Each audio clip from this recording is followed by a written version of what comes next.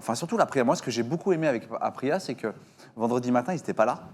C'était 10, 13, 14. Et on s'est dit, ah. Et en fait, j'ai l'impression qu'ils sont en train de faire un peu comme Ducati faisait à l'époque, c'est-à-dire de ne pas être performant forcément la première séance, mais par contre d'être vachement au moment opportun, le moment où il le faut, donc c'est-à-dire à la practice pour se qualifier en Q2 directement.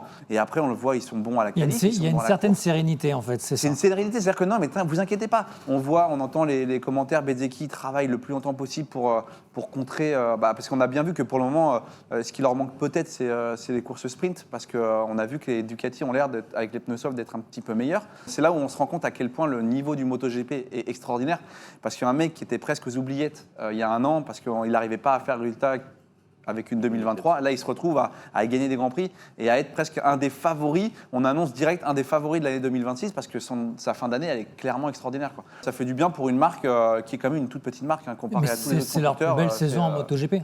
Il y a un moment, là, on arrive à un stade, c'est leur plus Aprilia, belle quoi. saison. C'est Aprilia. On sait que, comme tu disais, le budget, c'est le plus petit des constructeurs.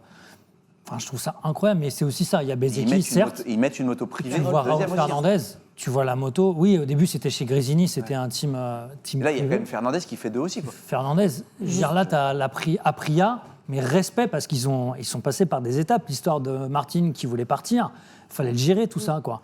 Pour moi, Rivola, il a été incroyable toute la saison. Super, et voilà, lui, on le découvre de plus en plus. Mais ce team manager est incroyable et il arrive à tirer vers le haut toute son équipe. Il est calme, il est très posé.